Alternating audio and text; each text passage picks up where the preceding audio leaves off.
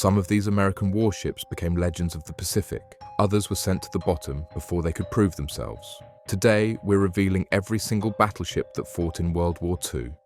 Let's begin with the pre-war veterans, the Nevada class. USS Nevada, a tough survivor that would write one of Pearl Harbor's most heroic chapters.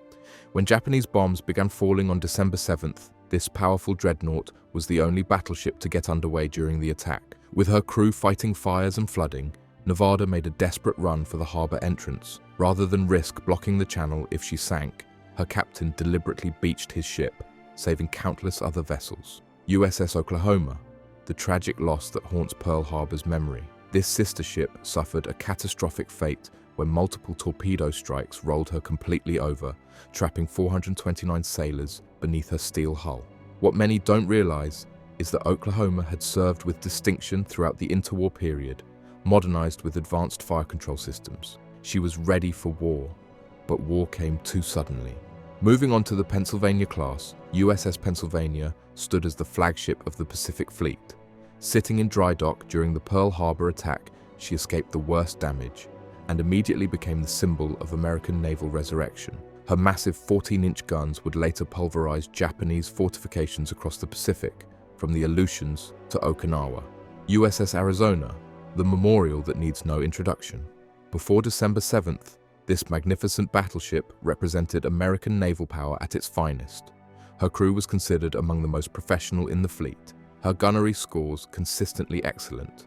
Yet in mere minutes, a catastrophic magazine explosion would transform this proud warship into an eternal tomb for 1,177 sailors and Marines. Truly devastating.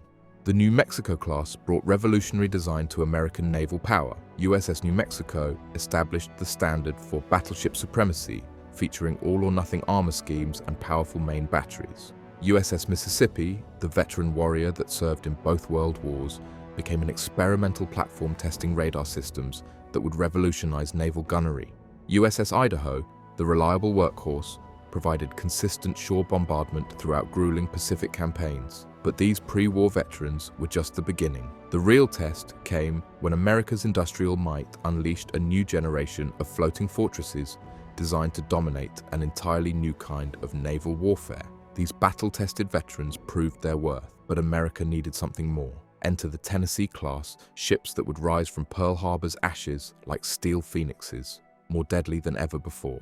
USS Tennessee, the resurrection story that defied Japanese expectations. Moored inboard at Pearl Harbor, she absorbed tremendous damage from bombs and burning oil from the destroyed Arizona. Many wrote her off as a total loss.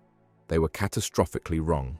Tennessee emerged from reconstruction as a floating fortress, bristling with advanced radar systems and modernized 14-inch guns that could strike targets with pinpoint accuracy at ranges exceeding 20 miles.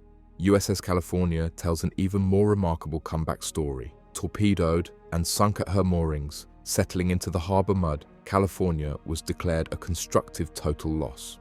The Navy had other plans. Raised from the bottom after months of painstaking salvage work, she was completely rebuilt with revolutionary fire control computers and radar-directed main batteries. USS Maryland, the fortunate survivor, escaped major Pearl Harbor damage and was immediately thrust into Pacific combat. While her sisters underwent resurrection, Maryland carried the fight forward, her guns hammering Japanese positions at Tarawa, where her accurate fire proved decisive in breaking the seemingly impregnable coral fortress. USS West Virginia experienced perhaps the most dramatic transformation. Sunk by 7 torpedo hits, she lay on the harbor bottom while salvage crews worked miracles. When West Virginia finally sailed again, she was essentially a new ship with the most sophisticated radar and fire control systems available. Her revenge would come at Surigao Strait, where her radar-controlled guns helped annihilate a Japanese battle line in history's last battleship engagement. The Colorado class brought different strengths. USS Colorado became a modernization marvel, her extensive rebuilds incorporating lessons from early Pacific battles. Her enhanced anti-aircraft armament included radar-directed gun directors that could track multiple targets simultaneously. Colorado's bombardment of Tinian was so accurate that Marine commanders requested specific buildings be targeted and destroyed. Each underwent technological metamorphosis that made them deadlier than their designers ever imagined. But America was already building something revolutionary. ships designed for entirely different roles than anyone conceived. USS North Carolina, the game-changer that broke every rule. This was America's first modern fast battleship, capable of 28 knots. Fast, enough to keep up with aircraft carriers. While older battleships crawled at 21 knots, North Carolina could race across the Pacific at speeds that stunned enemy commanders. Her 9 16-inch guns could hurl 2,700-pound shells over 20 miles with devastating accuracy. More importantly, her advanced anti-aircraft batteries turned her into a floating shield for precious aircraft carriers. USS Washington, the night fighter that wrote naval legend in blood. During the Second Naval Battle of Guadalcanal, Washington faced the Japanese battleship Kirishima in pitch-black darkness.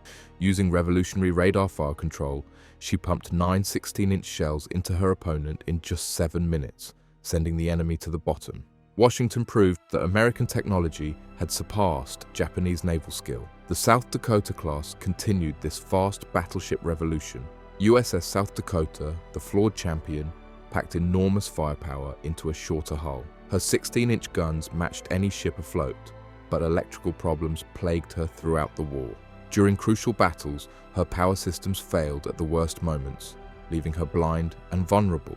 Despite these flaws, her thick armor and heavy guns made her a formidable opponent. USS Indiana, the dependable sister, provided consistent Pacific service without the electrical gremlins that haunted South Dakota. Her steady performance in carrier task forces proved the fast battleship concept worked. USS Massachusetts, the Atlantic warrior, fought different battles, engaging the French fleet during Operation Torch before joining her sisters in the Pacific. USS Alabama, destined to become a memorial in Mobile Bay, served extensively in Pacific operations, her guns supporting countless amphibious assaults. These fast battleships represented a fundamental shift. No longer would battleships hunt other battleships in decisive fleet actions. Instead, they became the armored guardians of aircraft carrier task forces, their massive anti-aircraft batteries creating protective umbrellas of steel and fire. Their speed allowed them to keep pace with the flat tops that now ruled the seas. But even these powerful ships would be overshadowed by America's ultimate expression of naval supremacy. The Iowa class, 4 ships that represented the absolute pinnacle of battleship design, speed, and firepower. USS Iowa, the flagship that carried presidents and pulverized enemies. Her 9 16-inch guns could hurl armor-piercing shells weighing as much as small automobiles across distances of 24 miles. At 33 knots, Iowa was faster than most cruisers, her 212,000 tons. Horsepower engines driving her massive hull through heavy seas like a knife through water. She carried President Roosevelt to the Tehran Conference, her decks hosting the leader of the free world while her guns remained ready for action. USS New Jersey, the most decorated battleship in American history. Her extensive World War II service earned more battle stars than any other fast battleship, her guns speaking from the Marshall Islands to Tokyo Bay. New Jersey's advanced fire control systems could engage multiple targets simultaneously, her radar-directed batteries tracking enemy aircraft while her main guns demolished shore installations. She would continue fighting in Korea, Vietnam, and Lebanon, proving the enduring value of big gun diplomacy. USS Missouri, the surrender ship that ended the greatest war in human history. On September 2, 1945, her teak decks hosted the formal Japanese surrender ceremony in Tokyo Bay. General MacArthur accepted Japan's capitulation while standing beneath Missouri's massive 16-inch gun turrets, the weapons that had helped bring the empire to its knees. The mighty Mo became the symbol of American victory, her presence in Tokyo Bay representing the triumph of democracy over fascism. USS Wisconsin, the last completed Iowa, arriving late to the Pacific War but proving her worth immediately. Her accurate gunfire supported the final assaults on Japan, her shells devastating enemy positions with mechanical precision. Wisconsin's advanced electronics and fire control systems represented the cutting edge of naval technology, making her gunnery more accurate than any battleship before her.